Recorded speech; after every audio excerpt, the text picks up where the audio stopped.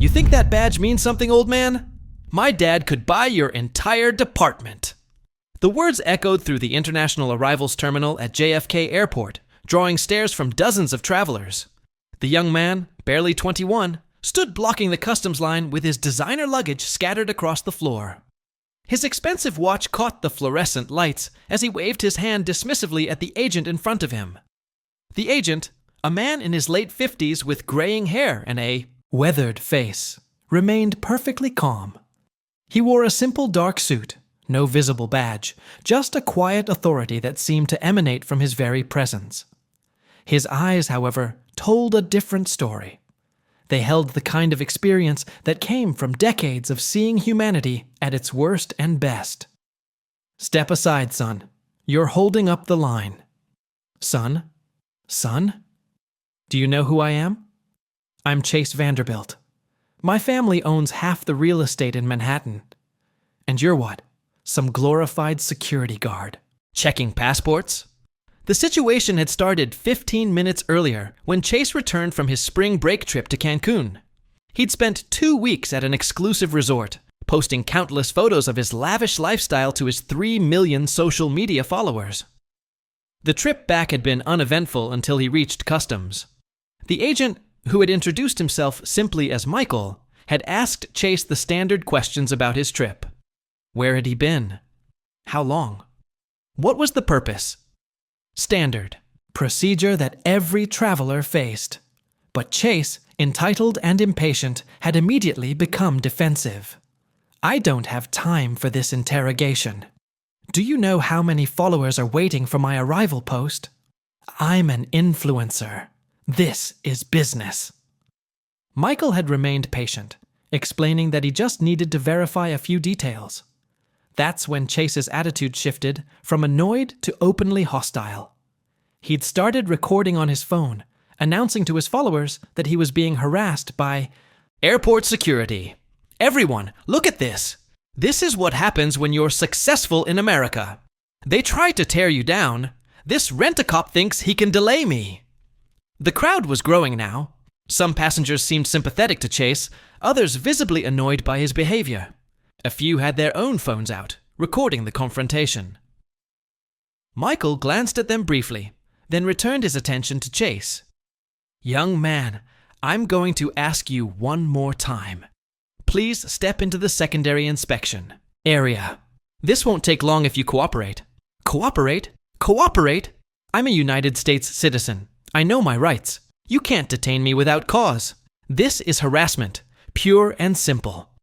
Wait until my lawyer hears about this. Chase turned to his phone, speaking directly to his recording. His followers were already commenting, thousands of messages pouring in. Most were supportive, encouraging him to stand his ground, to not let authority push him around. A few, however, were warning him to be careful. I'm being discriminated against because of my wealth. This is America, where success is supposed to be celebrated, not punished. This agent here, this Michael, whoever he is, thinks he can bully me. Michael's expression hadn't changed, but something flickered in his eyes. He reached into his jacket pocket slowly, deliberately. Chase stepped back, his phone still recording. What are you doing? Everyone's watching. You can't touch me. I'm not going to touch you, Chase. I'm just going to show you something. Something I think will change your perspective on this situation. Michael pulled out a leather credential case.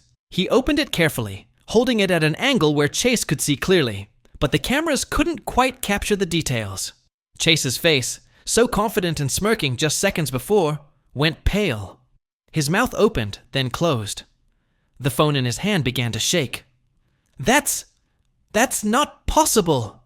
You're just a customs agent. You said... I didn't say anything. About what I do, Chase. You assumed. You know what they say about assumptions. The color drained further from Chase's face. He looked at the credential case again, then at Michael, then back at the case. His thousands of followers were still watching, still commenting, but Chase had forgotten about them entirely. His hand lowered, the phone now pointing at the floor. I didn't know. I thought you were just Just what? Just a regular agent doing his job? And that made it okay to mock me? To disrespect the process that keeps this country safe? The crowd had gone quiet now. They couldn't see what was in the credential case, but they could see Chase's reaction. The confident influencer had been replaced by a young man who looked like he wanted the floor to swallow him whole. Sir, I apologize. I didn't mean...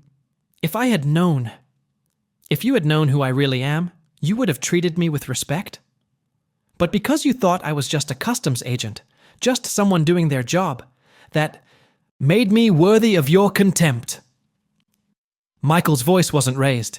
He didn't need to shout. The quiet intensity was far more effective. Chase stood frozen, his expensive luggage forgotten, his phone hanging limply in his hand. Let me tell you something about respect, Chase. It's not something you give based on someone's title or position.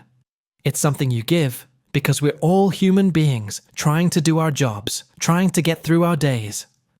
Every agent in this airport, from the person checking IDs at the first checkpoint to the customs officers to the cleaning crew, they all deserve respect. I understand.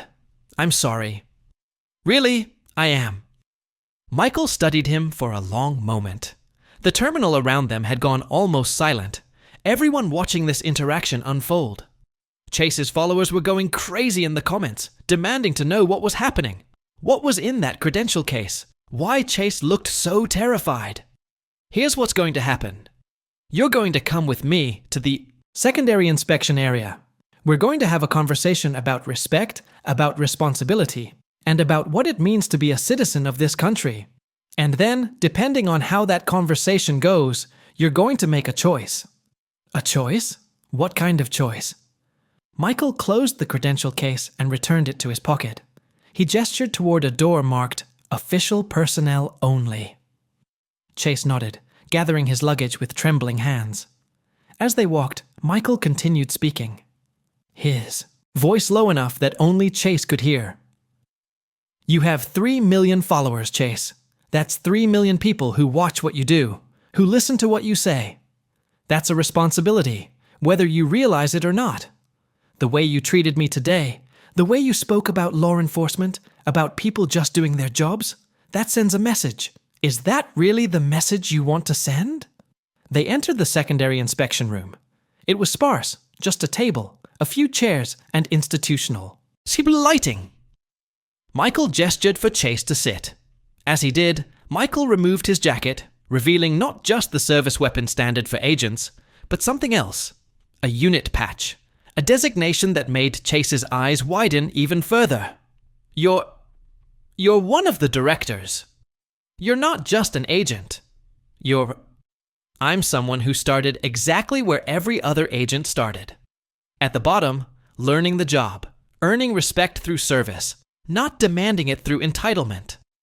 I've worked my way through every department in this organization over 32 years.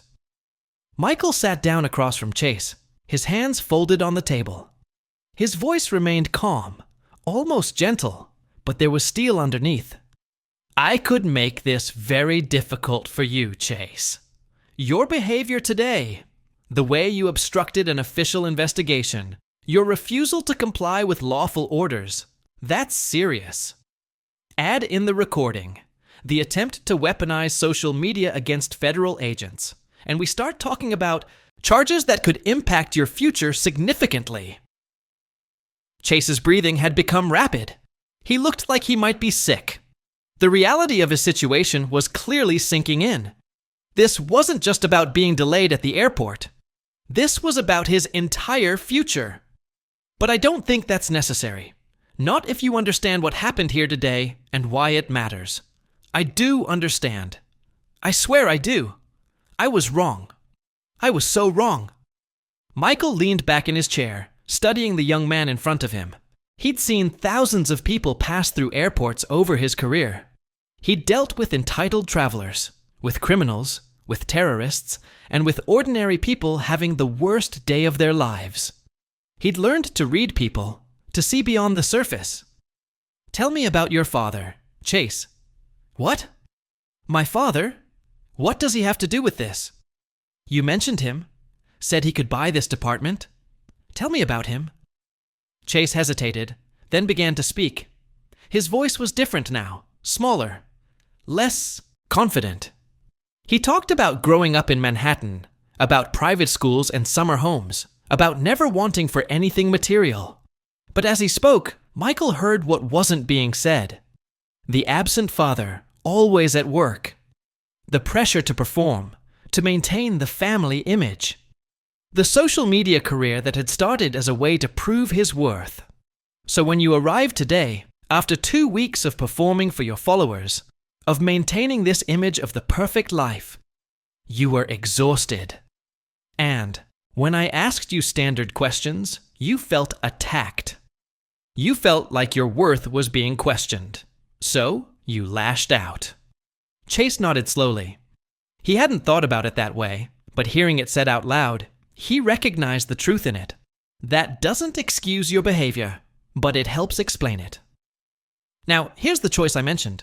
You can leave here today and continue being who you were when you walked up to that customs checkpoint. You can tell your 3 million followers that you were harassed, that you were right to stand up to authority, that respect should be based on wealth and status. Michael paused, letting that option sink in. Or, you can leave here today having learned something. You can use your platform for something better. You can show your followers what real strength looks like. Not the fake confidence of someone who puts others down, but the genuine courage of someone who admits when they're wrong and tries to do better. The second option. I want the second option. That's going to require more than just words, Chase.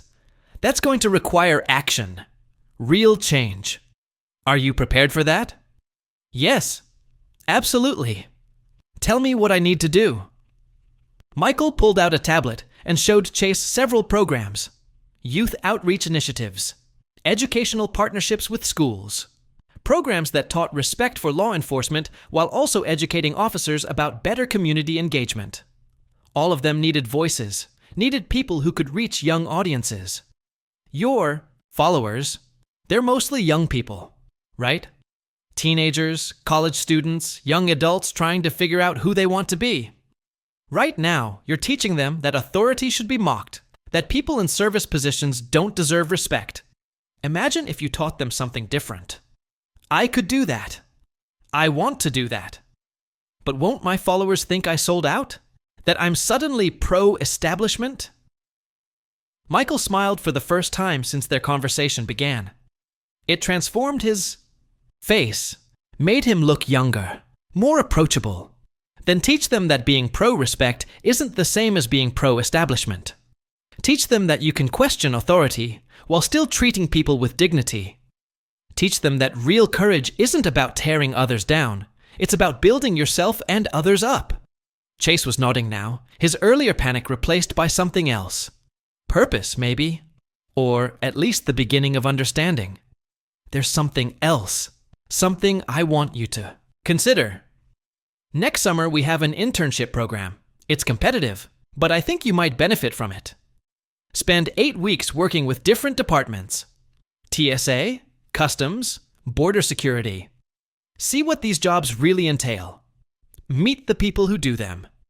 And then, if you still want to criticize the system, at least you'll be doing it from a place of knowledge. An internship? With Homeland Security? With us. With the people you mocked today. With the agents who spend every day trying to keep this country safe while dealing with travelers who treat them like obstacles instead of protectors.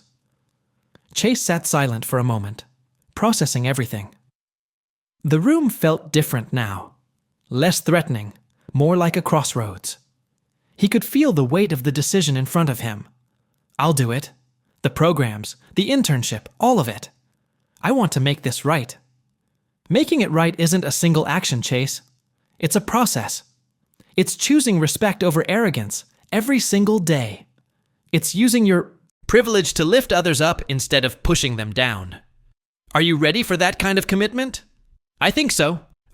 Yes. Yes, I am. Michael stood, extending his hand across the table.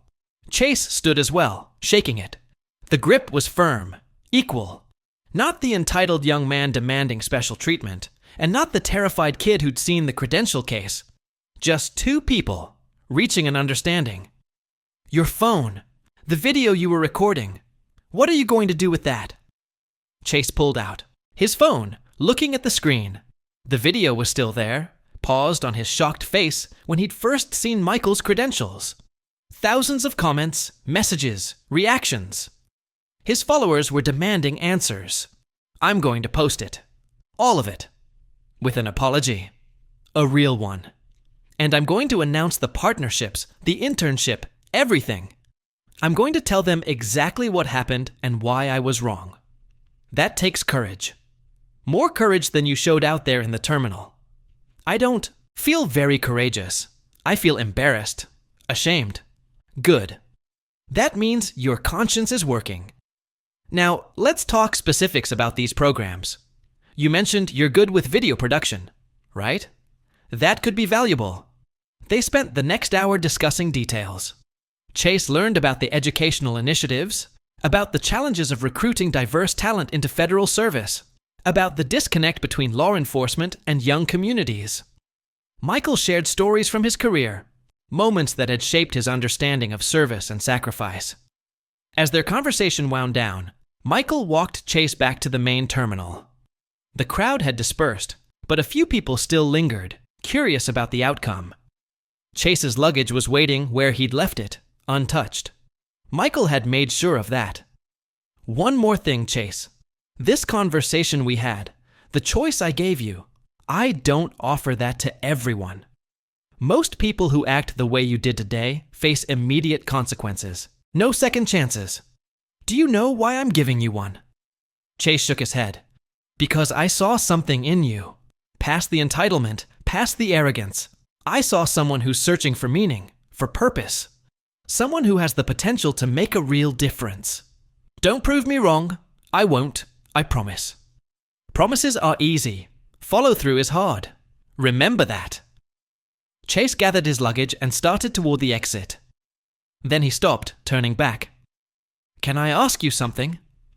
That credential case, what you showed me, can you tell me what your actual position is? I mean, my followers are going to want to know. Michael considered this for a moment, then smiled slightly. Tell them I'm someone who believes in second chances. Someone who's seen enough of the world to know that people can change if they're given the opportunity and choose to take it. That's all they need to know.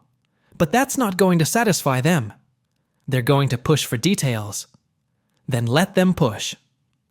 Part of your growth is going to be learning that you don't owe everyone an explanation for everything. Some things are private. Some things are earned through trust and time. Can you handle that? Chase nodded slowly. It was clearly frustrating for him, this idea that he couldn't immediately satisfy his followers' curiosity.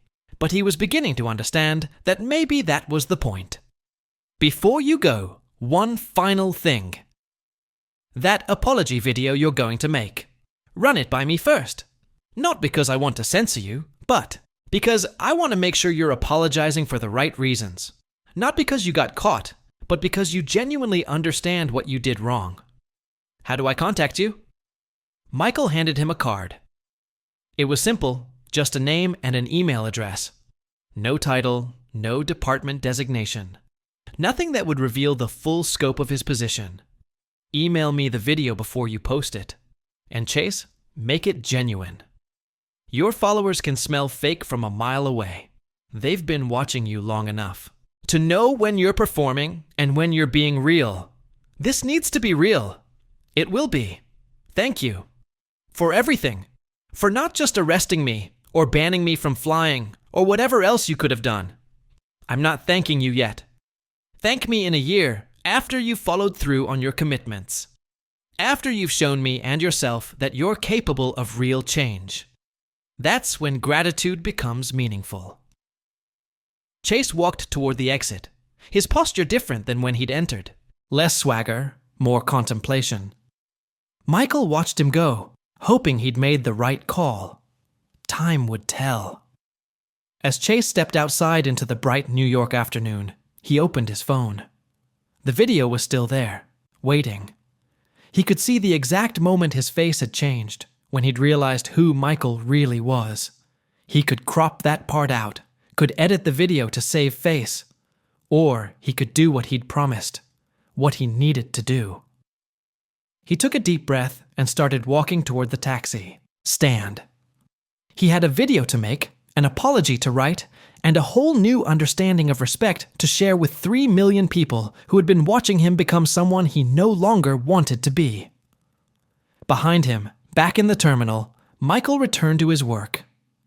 There were other travelers to screen, other potential threats to assess, other people who would test his patience and his commitment to service. But for a moment, he allowed himself to feel something he didn't often feel in this job. Hope. Hope that maybe, just maybe, one entitled kid had learned something important today. That respect isn't given based on titles or wealth or social media followers. That it's earned through actions, through how we treat people when we think no one important is watching.